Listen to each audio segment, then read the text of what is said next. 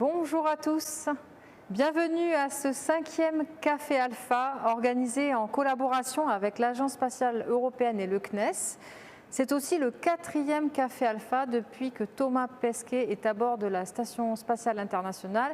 Vous l'avez sans doute suivi, il est parti le vendredi 23 avril et est arrivé à bord de la station le 24. Ces expériences ont déjà commencé et justement nous allons en parler.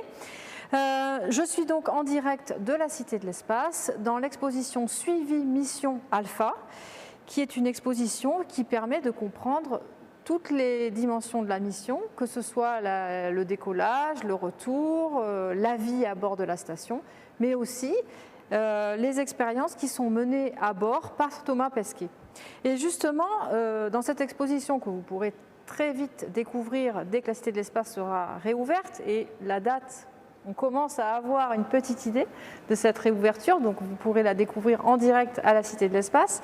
Mais déjà, dès à présent, nous avons mis en place ces cafés alpha qui nous permettent de rencontrer des experts, mais aussi des artistes, des écrivains qui travaillent autour de la mission alpha et qui sont en lien plus ou moins proche avec Thomas Pesquet.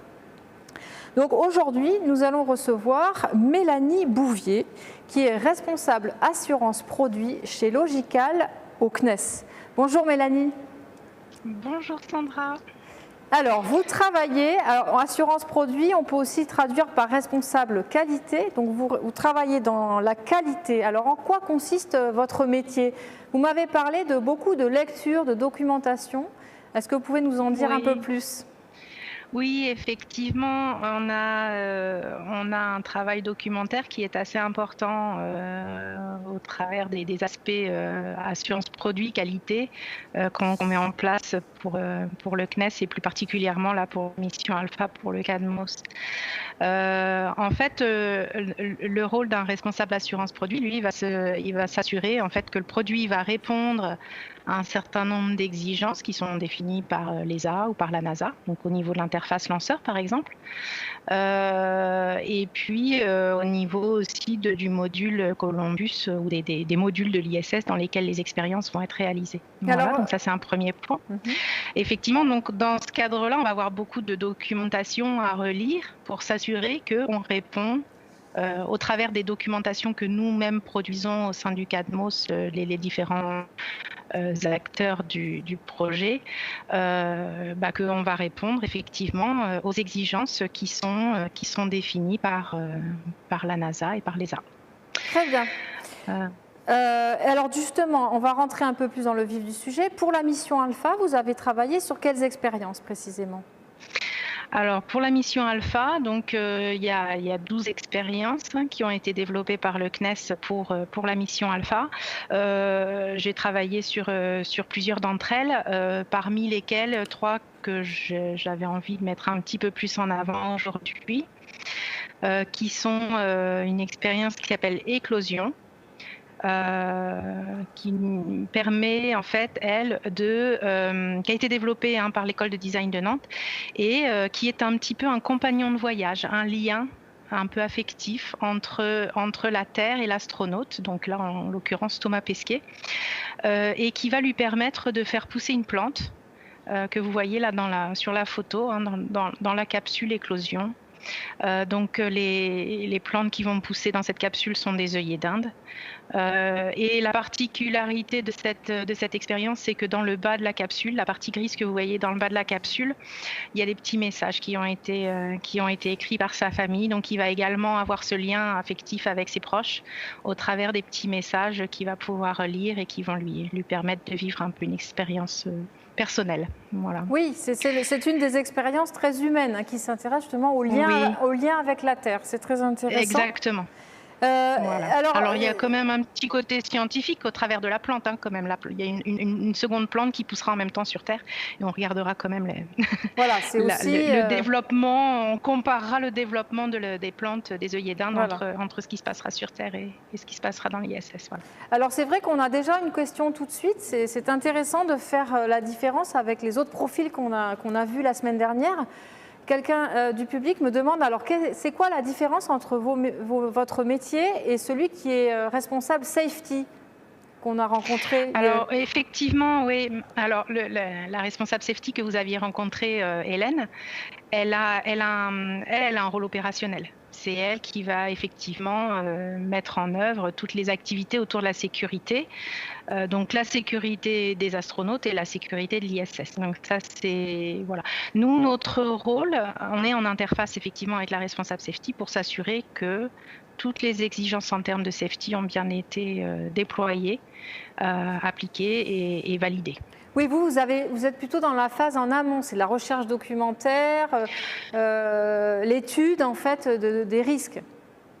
Alors, il y a une partie en amont, effectivement. Alors, l'étude des risques, etc., ça va être plutôt effectivement la responsable safety, mais nous, on a quand même une partie en amont. On va s'assurer que tout ce qui est exigé en termes de safety va être bien appliqué au niveau du CADMOS et sur les développements des différentes expériences.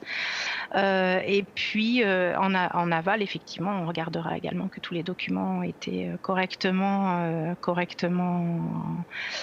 construits, écrits et sont bien en lien avec les exigences, les exigences aux derniers indices, par exemple. On va s'assurer qu'on a bien pris en compte les bonnes exigences, etc. Oui, et ça, vous m'avez dit que ça passe par des inspections visuelles et vous en avez réalisé une sur une expérience dont on va avoir une image. C'était sur l'expérience Tetris?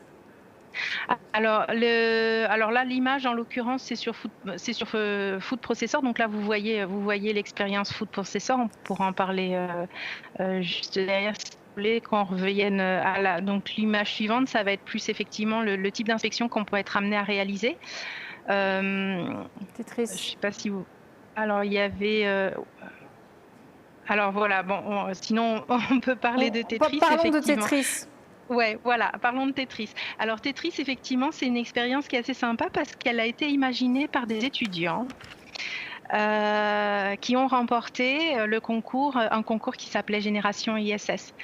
Ces étudiants sont donc en IUT de mesure physique à Toulouse. Et donc c'est vrai que moi-même ayant un DUT de mesure physique que j'ai obtenu il y a quelques années maintenant, à une époque où les jeunes de maintenant n'étaient pas nés. Et effectivement, elle m'intéressait un petit peu plus que d'autres parce que j'ai retrouvé un petit lien un peu personnel. Voilà. Cette expérience, donc vous voyez ici un boîtier qui s'appelle Tetris, qui est un boîtier technologique qui doit fonctionner en quasi autonomie en fait. Hein. La seule chose dont il a besoin, ce boîtier, c'est d'électricité, donc il est raccordé à l'ISS afin d'être alimenté en électricité.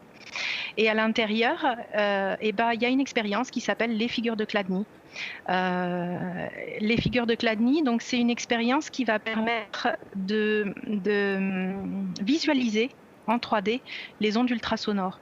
Alors vous pouvez aller voir sur internet, vous verrez si vous tapez Chladni, CHLADNI, vous verrez plein de vidéos de ce que ça peut donner sur Terre en 2D. Donc voilà, hein, l'idée c'est que quand on fait vibrer une plaque sur laquelle on a positionné du sable à une fréquence donnée, et il va y avoir des figures géométriques qui vont se former sur la plaque. Et l'idée là, c'était de voir qu'est-ce que ça donne quand on est en micro-pesanteur dans l'espace. Qu'est-ce que ça donne donc en 3D.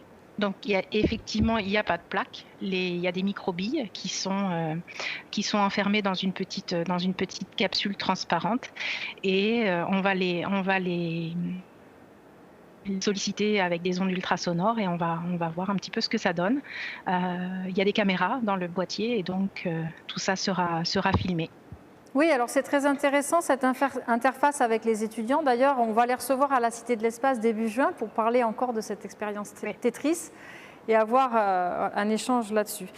Donc ensuite, on a parlé d'éclosion, vous travaillez sur une Tetris et sur une troisième expérience. Oui, alors la troisième expérience, je la trouve également assez sympathique parce que donc toutes les expériences qui montent dans l'ISS, elles sont protégées pour le transport dans des trousses de transport. Donc c'est la trousse bleue que vous voyez. Ces trousses, elles sont donc c'est du tissu, hein, c'est cousu, et dans la paroi, il y a des mousses qui sont pétrosourcées. Donc c'est des mousses en plastique, qui permettent de protéger le matériel qui est à l'intérieur. Ces trousses, finalement, une fois à bord, elles servent à rien. Donc l'idée, c'était justement d'essayer de voir pour remplacer les mousses qui prennent finalement un peu de place par quelque chose qui pourrait servir dans l'ISS. Et là, donc, dans l'expérience Food Processor, l'idée, c'était d'avoir finalement cet emballage, cette trousse comestible. Donc, ce que vous voyez, effectivement, ce sont des gâteaux qui vont pouvoir être dégustés dans l'ISS par les astronautes. Voilà. Ah Donc oui. on a toujours du matériel, on a toujours du matériel à l'intérieur, hein, évidemment. Voilà. Ah, donc Mais l'idée, ici, c'était d'avoir quelque chose de comestible. Alors, c'est un avantage, c'est qu'effectivement, on utilise ce qui est dans les parois de la trousse. Là, le petit inconvénient, c'est que ça pèse un petit peu plus lourd que les mousses, qui sont effectivement très légères. Voilà. Et donc là, une partie de notre travail, donc on a parlé de l'aspect documentaire, mais il n'y a pas que ça, heureusement. Et là, on nous voit donc avec mon collègue, hein, puisque sur la mission Alpha, on est trois responsables assurance produit, donc à se partager les différentes activités qu'il y a à faire. Et là, donc, avec un de mes collègues, nous sommes en train de faire l'inspection de cette fameuse trousse Food Processor. Voilà, donc ces inspections, alors là, on parle d'une inspection finale. Et cette inspection finale, elle a lieu peu de temps avant que le matériel soit livré, donc pour être envoyé dans l'ISS. Là, en l'occurrence, c'est une inspection qu'on a faite la semaine dernière. Donc, vous voyez, c'est pas encore dans l'ISS, hein, là, ça va monter. On fait ces inspections. Alors, une partie de l'inspection permet de s'assurer que tout le matériel est bien étiqueté. Ça, c'est important, que tout soit bien référencé, etc., qu'il n'y ait pas de problème ensuite de matériel. On ne sait pas à quoi il va être destiné dans l'ISS.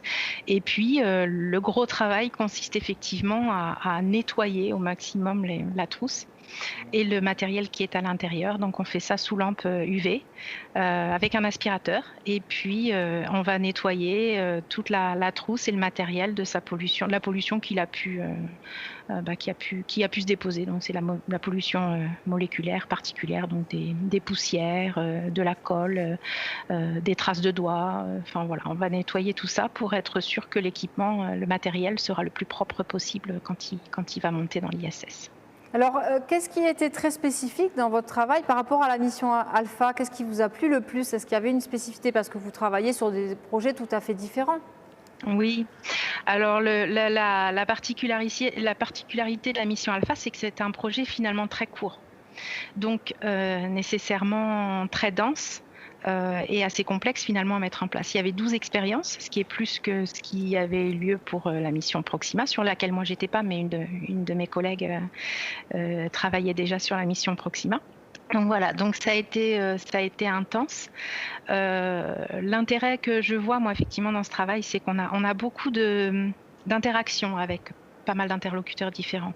On a parlé de la responsable safety, mais il y a également le responsable d'expérience. Sur chacune des expériences, il y a donc un responsable qui est un peu le chef d'orchestre, hein. Donc on va lui apporter effectivement notre support pour tout ce qui est activité et qualité.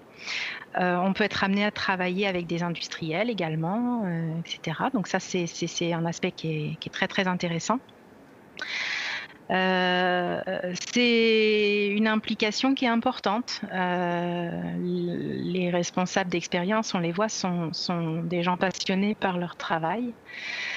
Donc ça motive, ça entraîne effectivement dans cette démarche de contribuer au succès de la mission Alpha, à ce que tout se passe bien pour Thomas dans l'ISS quand il va réaliser les 12 expériences. Donc ça, c'est vraiment passionnant, quoi. Voilà. Donc, et il y a un climat de bienveillance aussi, vraiment de tout le monde travaille dans le même sens. Donc ça, c'est quelque chose que j'ai vraiment beaucoup apprécié, que j'apprécie beaucoup sur cette mission en particulier. Alors justement, ça fait longtemps que vous travaillez dans le domaine spatial ou c'est récent? Et non. Voilà. Moi, j'ai un profil là effectivement un petit peu particulier et je suis une débutante dans le spatial, même si ça fait une vingtaine d'années que je travaille maintenant. Voilà, j'ai commencé à travailler pour le CNES et dans le domaine du spatial début novembre, donc en pleine Ah pandémie. oui, Voilà. Mais voilà, ça fait seulement 6 mois effectivement que je travaille dans le spatial. J'ai travaillé longtemps dans l'automobile, puis dans l'aéronautique. Avant ça, dans le domaine de la qualité. donc Voilà, dans différents domaines de la qualité, mais dans la qualité quand même.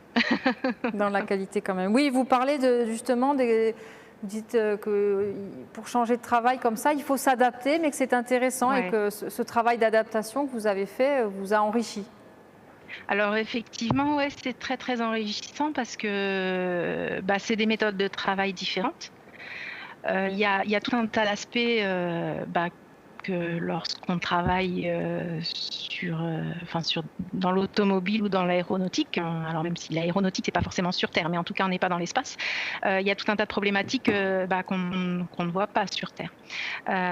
Donc effectivement, ça demande déjà bah, d'ingurgiter un certain nombre d'informations techniques. Nous, notre rôle, il n'est pas technique en tant que responsable assurance produit. Hein. On n'a pas les compétences techniques que les responsables d'expérience, par exemple, ou d'autres experts peuvent avoir. Notre rôle, lui, il va être un petit peu plus macroscopique. Donc effectivement, il faut assez vite acquérir une vision d'ensemble qui va permettre justement, effectivement, d'apporter un support adéquat en termes de, sur les activités qualité. Voilà, effectivement. Donc ça, c'est un aspect. Bon, déjà, il y a l'adaptation à un nouveau secteur industriel. Donc pour moi en ce qui me concerne et même pour les responsables assurance produits qui travaillent dans le spatial depuis des années, comme c'est le cas de mes collègues, on aura toujours malgré tout une adaptation, un travail d'adaptation à faire puisqu'on ne travaille pas que sur la mission Alpha, on a tous plusieurs projets. Et donc chaque projet c'est un petit monde en soi. Chaque projet peut avoir certaines particularités au niveau de ses modes de fonctionnement. Donc systématiquement, bah, on s'adapte quand on passe d'un projet à un autre.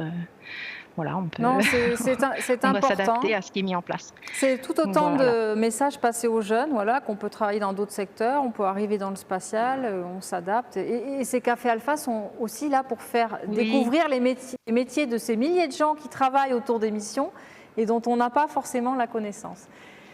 Effectivement, et après c'est un petit peu comme vous disiez, c'est un petit peu aussi les hasards de la vie qui font ça. Moi donc je vous ai dit, j'ai un DUT de mesure physique à la base. J'ai continué mes études en suivant sur des matériaux plastiques. Voilà, donc moi je suis ingénieure en plasturgie, j'ai une spécialisation même dans les matériaux composites. Donc vous voyez, et au final je me retrouve à faire de la qualité dans le spatial. Donc effectivement, c'est les opportunités de la vie aussi qui font que je suis là, que je suis très contente d'être là. Oui, c'est bien de le savoir. C'est pas nos études nous déterminent pas complètement et on en a la preuve, on en a de multiples preuves. On peut faire beaucoup d'autres choses Exactement. avec un diplôme.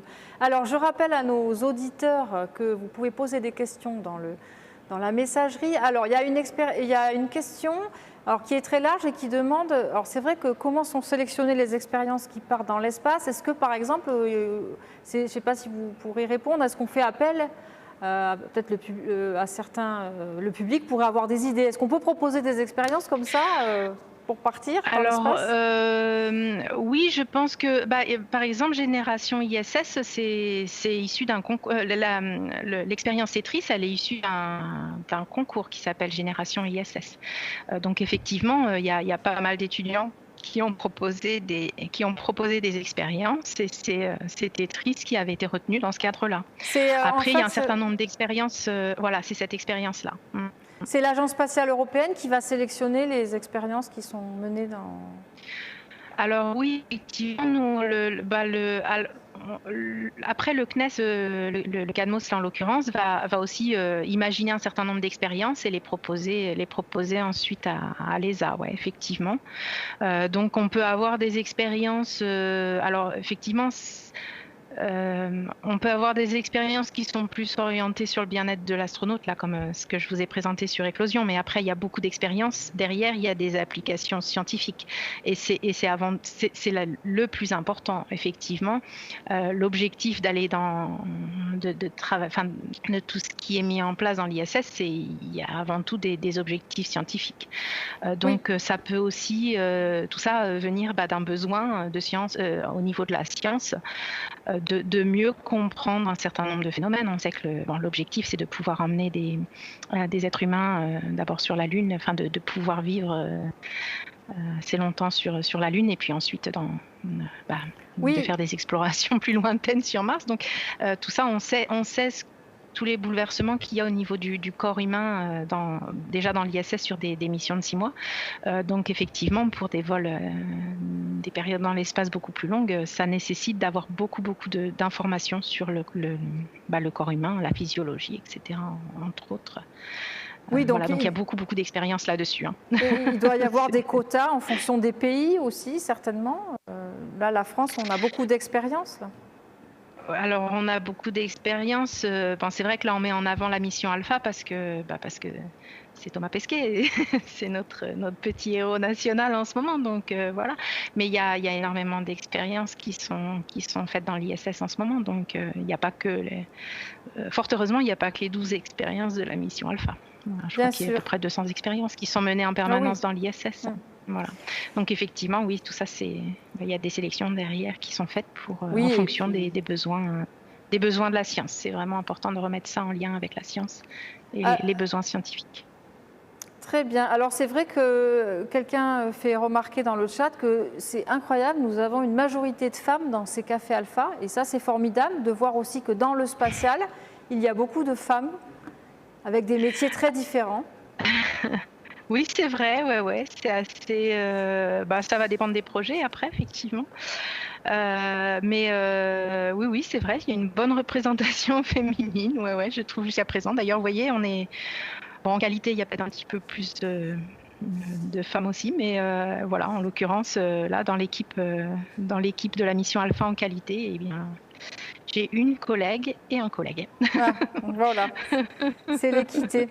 Alors, il y a une question dans le chat. Avez-vous eu l'occasion de rencontrer Thomas Pesquet? Avez-vous eu des liens avant son départ avec lui? Eh ben non, parce que j'ai pas eu l'occasion. 6 mois, c'était déjà un petit peu court. Voilà. Et puis la situation sanitaire fait qu'il n'a pas pu non plus venir. En théorie, il aurait dû, mais il n'a pas pu venir non plus nous rencontrer au CNES. Donc voilà, ça ne s'est pas encore fait, mais je désespère pas. Voilà, peut-être même à bord de l'ISS, on pourra avoir l'occasion d'échanger avec lui. Alors c'est vrai qu'il va y avoir une liaison avec les étudiants de Tetris justement au début juin. Voilà. Donc ça sera peut-être l'occasion effectivement, mais bon. Et puis sinon ce sera à son retour sur Terre. Alors je regarde s'il y a d'autres questions. J'en ai vu une mais je la vois plus. Est-ce que oui, vous avez des exemples d'expériences qui n'ont pas passé le contrôle qualité ou qui ont pu du coup être abandonnées? Alors des expériences qui ont été abandonnées, là comme ça, je vais pas avoir d'exemple à vous donner. Par contre, on a des expériences qui, des fois, on est confronté à des anomalies. Voilà, donc ça peut arriver. Après, il faut effectivement réagir rapidement parce que, comme je vous le disais, le planning était très court. Voilà, donc il est important effectivement qu'en cas d'anomalie, détecter sur certaines expériences. Ça arrive, de toute façon. Il y a forcément, sur la grande majorité des expériences, il y a forcément toujours un petit bug à un moment, voilà. Mais heureusement, les équipes derrière sont vraiment mobilisées quand c'est comme ça pour réagir très vite. Voilà. Oui, alors c'est vrai qu'il y a un gros travail qui est fait en amont. Donc en fait, il y a un gros travail qui est fait en amont. Donc quand les expériences arrivent. Voilà, exactement. Effectivement, après, c'est tout ce qui se passe au niveau de la conception et du design des expériences qui est important. À partir du moment où tout est réalisé de manière correcte et rigoureuse à ce moment-là, normalement, derrière, il n'y a pas de risque d'avoir de problèmes majeurs qui peuvent remettre en cause l'expérience, le lancement de l'expérience du moins. Très bien. Alors, je regarde s'il y a encore des questions. Est-ce qu'il y a un point qu'on n'a pas abordé sur votre métier que vous souhaitez nous communiquer ? Alors, il y a un point qui est important, c'est effectivement, peut-être on pourrait juste expliquer, bon là je viens de parler un petit peu de conception, de développement, une fois qu'on va recevoir le matériel de l'expérience, il va être soumis au sein du CNES à une batterie de tests. Alors il va y avoir des tests fonctionnels, c'est-à-dire qu'on va essayer le matériel, on va vérifier qu'il fonctionne correctement. Dans la plupart maintenant des expériences, vous avez de l'électronique, vous avez du software, donc il va falloir s'assurer que tout ça fonctionne correctement, qu'on est capable de récupérer également les données de l'expérience, que ça soit par exemple de la vidéo pour Tetris ou des données, ce qu'on appelle de la data, quoi, hein, enfin des données sur d'autres expériences. Voilà, donc il va falloir s'assurer qu'on arrive à faire les enregistrements correctement. Donc ça, c'est ce qu'on parle, on parle des tests fonctionnels. Et il y a aussi beaucoup de tests d'environnement qui sont réalisés. Les tests d'environnement, c'est ce qui va permettre de s'assurer que l'expérience, elle ne va pas être endommagée, en particulier pendant le lancement. Ça, c'est des contraintes qui vont être sur l'équipement qui vont être importantes. Et puis, il va falloir aussi s'assurer que l'expérience en elle-même ne perturbera pas les autres qui sont aux alentours de cette expérience. Donc ça, c'est aussi important. On va s'assurer également qu'il n'y a pas de risque de blessure. Par exemple pour l'astronaute, donc il ne faut pas qu'il y ait par exemple d'angle vif sur les expériences qui ne puissent pas se couper, etc. Voilà, donc là on parle de tests d'environnement, donc il y a toute une batterie de tests qui sont réalisés également pour qualifier l'équipement, l'expérience avant son lancement. Oui, il y avait justement une question là-dessus, je rebondis. Quelle est la première chose à regarder pour valider une expérience ? Est-ce que c'est la faisabilité, le poids? Bon, c'est peut-être une question difficile, mais... Alors tout ça, c'est le poids, tout ça c'est défini en amont, hein. Donc effectivement, on va s'assurer que l'expérience, une fois qu'on a le matériel, qu'on est bien en ligne avec le poids qui avait été défini. Voilà. Mais non, surtout, déjà on va faire une première inspection quand on reçoit le matériel, une inspection visuelle. On va s'assurer que ça correspond à ce qui avait été défini. Voilà. Qu'il n'y a pas de problème au niveau de l'aspect visuel de l'équipement, etc.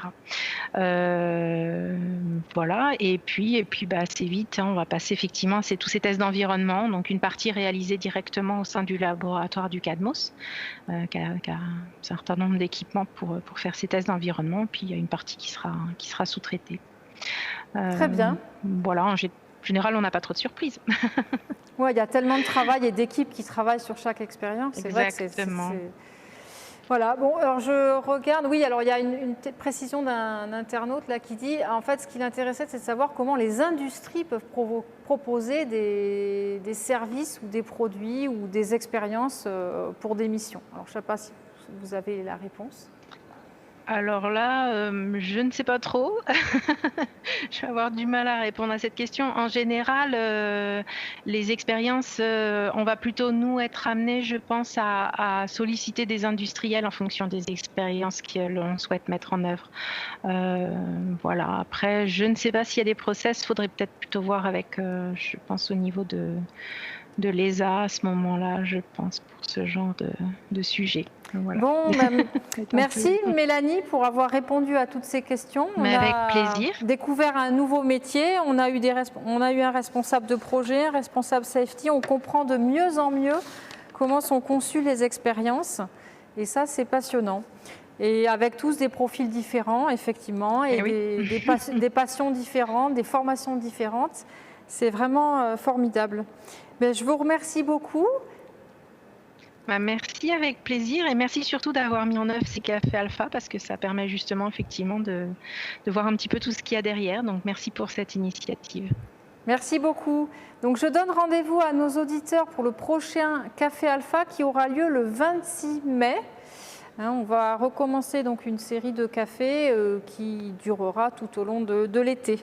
Voilà, donc là il y a une petite trêve. Je vous retrouve donc le 26 mai. Je vous remercie à tous. Merci de votre présence. Merci à l'Agence spatiale européenne. Merci au CNES. Et donc à très bientôt. Au revoir. Au revoir.